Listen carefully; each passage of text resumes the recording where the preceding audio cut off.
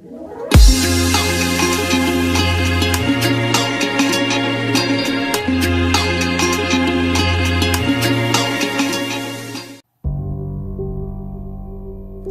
guys, Kimberly here, back again for another video, and once again I am going to be reading a creepy story for you guys. And this week the story is going to be A Talking Crow Taught Me to Fly. And if you want to read along, read before, read after, read during, whatever, I will leave the link down in the description bar below. And let's just get right into this. Hope you guys enjoy. I used to look out the rusted bars of my window and dream about being a bird. The chain that shackled me to my bed was just long enough to reach the windowsill. And so every night, after my father would visit my room, I would lie awake and wait for the first rays of light to creep over the horizon.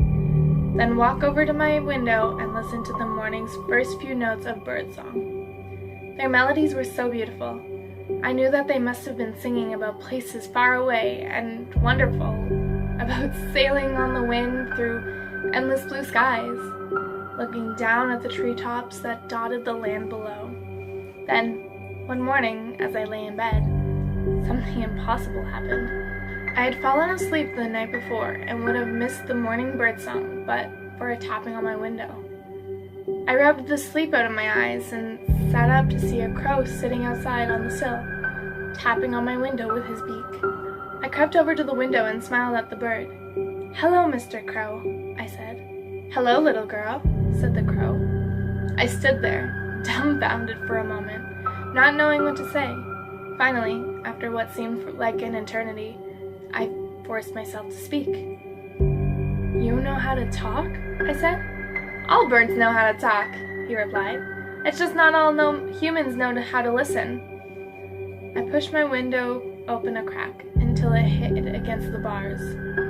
The bird cocked its head in curiosity. "Why are you in a cage?" it asked. "I think it's my destiny," I said. "It's always been this way." "You look rather thin," replied the crow. "Would you like something to eat?" My stomach gave a weak growl. "Yes," I said. "That would be wonderful." Without another word, the crow took flight. A few minutes later, he returned with a small branch of figs. The crow watched me as I greedily devoured the fruit. After I had finished, he stared at me for a moment before speaking again. "I didn't know they put people in cages," he said. "Do you think they mistook you for a bird?" "I don't think so, Mr. Crow," I said. We whiled away the rest of the day talking. The crow told me about what it was like to fly, how there was no better feeling in the world. He told me about faraway lands he had visited when he was a young bird and could still make the journey north with the changing of the seasons.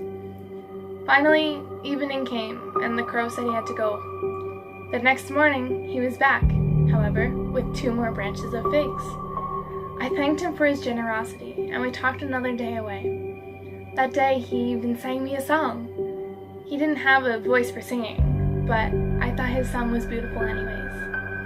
We passed the entire fall that way, and the bird's visits became the only bright spot in my life. He brought me not only figs, but cherries and walnuts too, anything small enough for him to carry. Soon, however, winter came, and with it, the frost destroyed the figs and cherries that the crow had used to bring me. His gifts became fewer and fewer, and I could tell from his tired voice that he was flying further and further away to get them. One morning, when the first snows of winter had fallen, the crow asked me a question. "What would you do to leave this place?" he asked, cocking his head to the side. I thought for a moment, but I wasn't sure how to answer.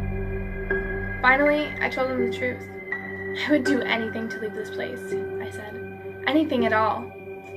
The crow solemnly nodded and said, "The frost isn't the only thing that winter brings." He flapped his wings once and jumped from the windowsill, and I didn't see him for 3 days.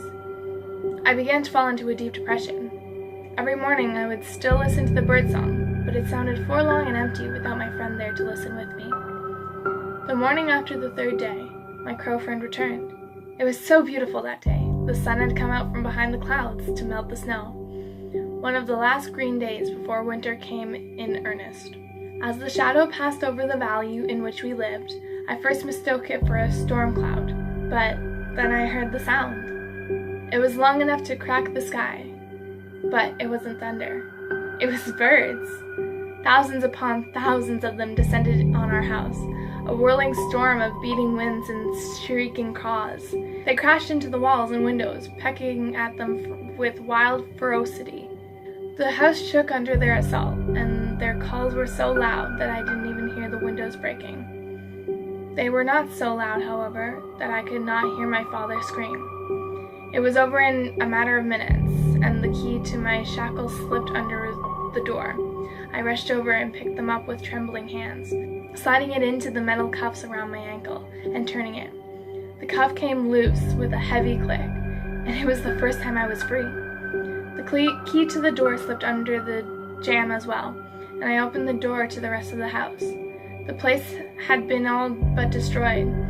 There was splintered wood and broken glass everywhere, and in the center of the living room was what remained of my father, a pile of blood-stained feathers. The birds had all but flown off, but Mr. Crow sat atop the living room fireplace, regarding me with a curious look.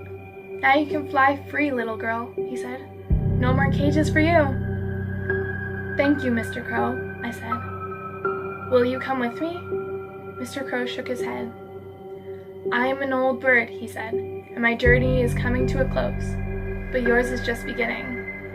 Mr. Crow flapped his wings and took flight, and I never saw him again. As I stepped out the front door, my bare feet touched the grass, and for the very first time, I could smell the flowers on the breeze as it drifted over me. At that moment, though, my feet were firmly on the ground. My heart was soaring through an endless blue sky, far above the world that I had left behind.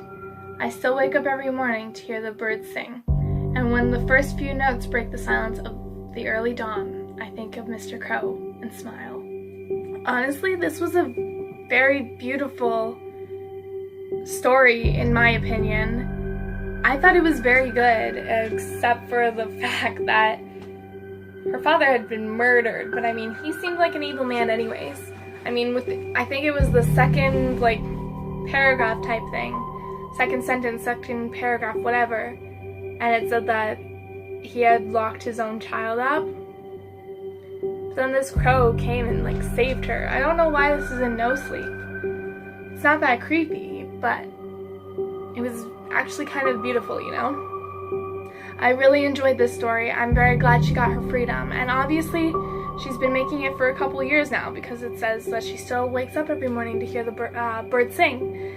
And yeah, so on her behalf, I would like to thank Mr. Crow. But yeah, beautiful story. That's all I really know. That's all I can really say to describe it. But I hope you guys enjoyed this creepy story, despite it not really being that creepy.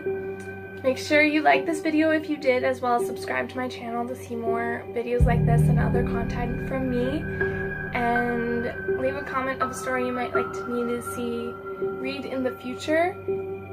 And I think that's all I really have to say today, guys. So until next time, bye.